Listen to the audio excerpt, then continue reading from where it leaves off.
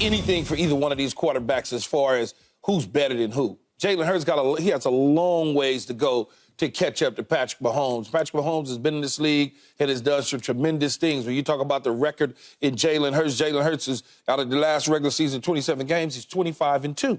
Patrick Mahomes is 22-5. Okay, that a couple losses more. Even from a statistical standpoint, if he goes out there and he wins a game and he throws for 350 and Mahomes throws for 250 and he has Mahomes has 2 interceptions and 2 touchdowns and he has 3 touchdowns and 0 interceptions, proves nothing. Okay. Proves nothing at all. But it will prove something if Philly wins this game. Well, it just will show that Philadelphia is able to beat this team in the regular season. Okay. That's what it will show. It will show that Philadelphia is still at the top of the conference in the NFC. And why do you think they will win this game? Well, I think they're gonna win it because I think number one, they got a quarterback that can do multiple things. They got a plethora of wide receivers that they utilize. Okay, you talk about the defense. Yeah, the defense is solid and sound for Kansas City, no question about it. But they've yet to go up against a team that has a tree like A.J. Brown on one end and a speedster like Devontae Smith on another. Then they can run the football. They got an RPO game with the quarterback. It makes life very, very difficult for Spags, especially all the man-to-man and blitzing that he wants to do and leave those guys in the back end without help against this receiving crew. It can get in the way real fast, quick, in a hurry for them to be able to win this football game. So you say, well, why would I pick Philadelphia? Well, there you go. There you go. And flip to the defensive side of the ball. I'll leave some meat on the bone for you, Michael, but if you flip to the defensive side of the ball for Philadelphia and look at the offensive side, Kelsey's the main guy. The rest of the receivers that they got to deploy and get the football to, they got to find a guy. And they've yet to really find that guy this year. You know, they've tried in different spurts with young receiver Rice, kid out of SMU. And they're still trying to figure out what is Sky Moore. So when you start to look at this, Mecole Hardman, they had to bring him back to get some help. When you start to look at this, that offense is a bad matchup against Philadelphia's defense. Yeah, and I look at it now when we start talking about measuring quarterbacks. If we pulled these things out separately and said quarterback, no system you're in, just quarterback, people, let's stop joking. Let's stop playing around. Patrick Mahomes is, clearly the better quarterback here. But when you start putting it in to the situation it's in, where it's his offense against Patrick Mahomes' offense. Now, if Jalen Hurts is winning, it's not going to be he's going to throw for 400 yards. He may throw for 290 yards, 300 yards, but rush for another 75 physical, strong yards without ever missing on those 3rd and 4th and 1 with all of this tush-push stuff. You know what I mean? So he's beating down your defense. At the same time, he's putting points on because it's a physical game and he's part of that physical run game. So he beats your defense down as he's putting on points. And I believe that's exactly what they're going to try to do to the Kansas City Chiefs. We have been, as we're talking about measuring these two, we have been giving Jalen Hurts talent. Hey, let me give you Devontae Smith. Hey, let me give you A.J. Brown. Hey, and let me go get you another talent. Let me give you, while we've been taking away talent from Patrick Mahomes. Hey, give me this guy. Hey, give me this guy. You go win with him. You go win with this Jag, just another guy. You go win with this Jag. And he continues to do that. At the quarterback position, there is no other. And I'm telling you, you're in for a treat tonight because it's going to take everything in his wizardry to keep this team involved. See, Philadelphia has to come and show up, and they're going to try to show who they are right now coming out of this thing, and they're going to be physical. A lot of 9, 10, 11 play drives where Patrick Mahomes and those guys are sitting on the sideline, and then they're going to tighten real down on Travis Kelce and say, beat me with these other guys. Beat me with these other guys. Now, here's going to be the kicker.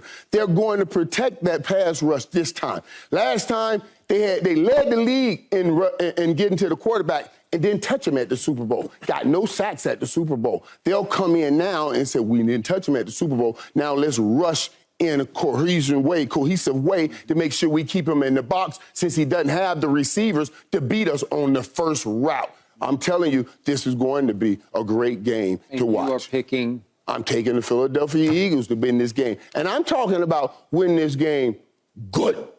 Good. They're going to win this game. Decisively good. All right, Richard Sherman, what say you?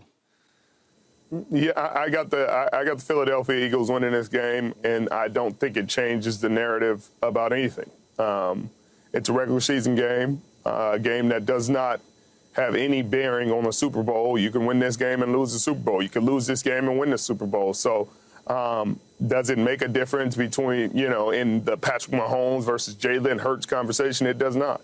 It does not at all, because at the end of the day, Jalen Hurts can't win 2 Super Bowls right now. He can't win 2 Super Bowl MVPs. He can't win 2 MVPs in this game. He can't statistically surpass him in this game. So he can throw for 500, 600, 700 yards in this game if he wanted, and that would not change the narrative in any way because it's a regular season game. Now, if he beat Patrick Mahomes in the Super Bowl last year, sure, there would be much more of a conversation and an argument if he won the Super Bowl and was Super Bowl MVP of the Super Bowl that he played against Patrick Mahomes. Sure, there would be a conversation to be had about who's better between them if he outplayed him in the Super Bowl, but he did not.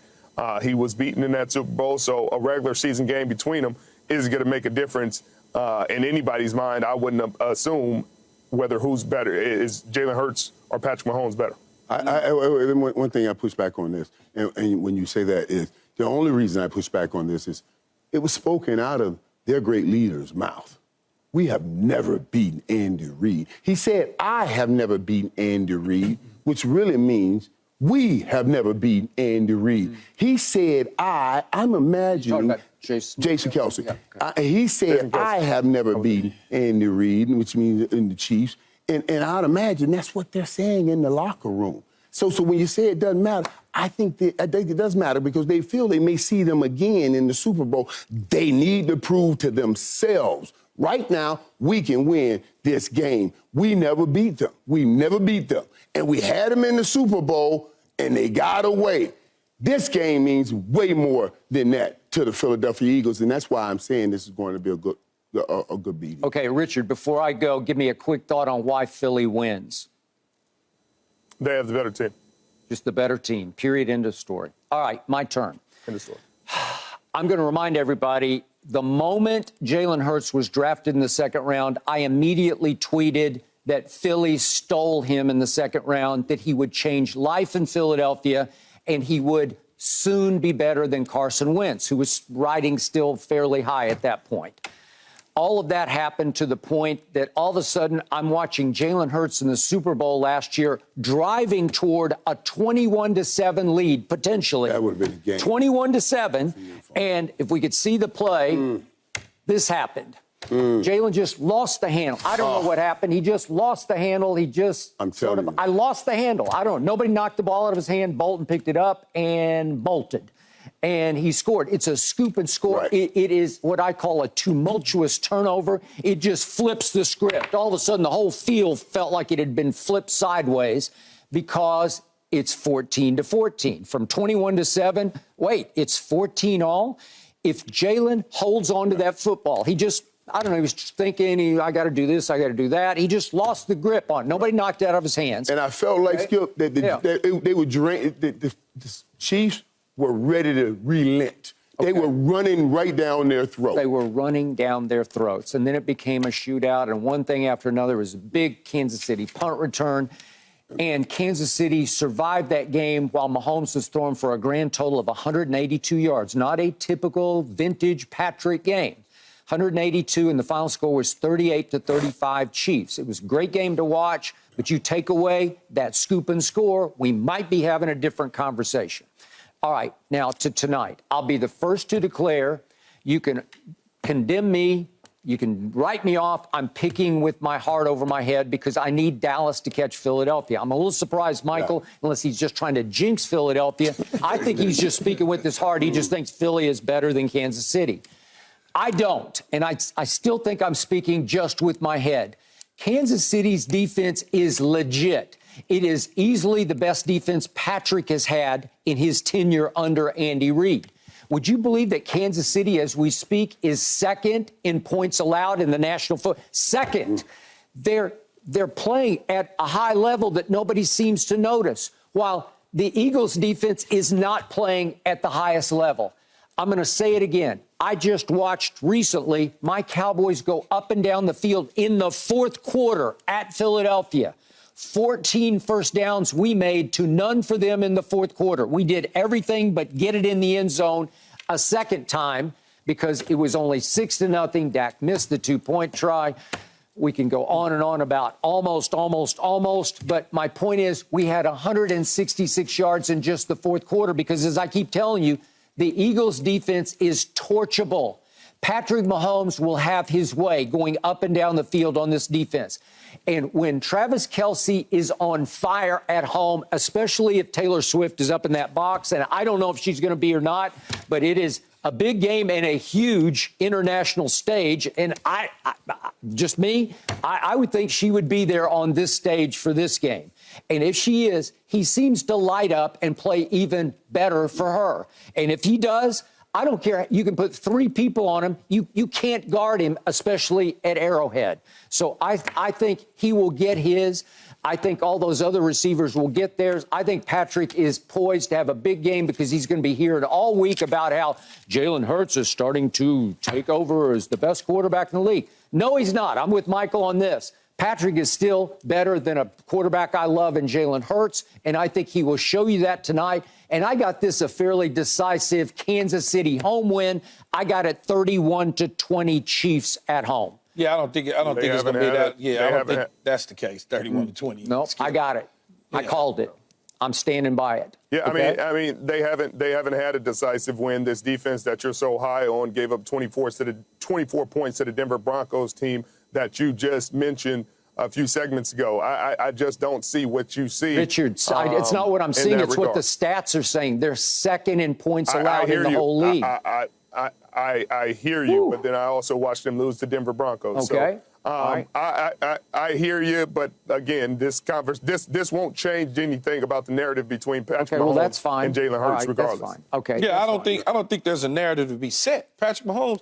If anybody that thinks that Jalen Hurts is catching Patrick Mahomes right now at the quarterback position, they're not watching football. They're just looking at the record or something. They're not paying attention. But 25-2 is that's the very most impressive. important thing of it all. That's What's what that? Jalen does best. What's the the record? football It's the record. Now, how we get there, we can discuss the importance of each person. I understand but that's the most important thing. It is, but if you really and if watch Jalen did fumble that ball, he would have won that Super Bowl and Super Bowl MVP. But he did fumble. Y'all can't sit here. But he did fumble. But what I'm saying he did. But what I'm giving you is, let's not say this is an impossibility.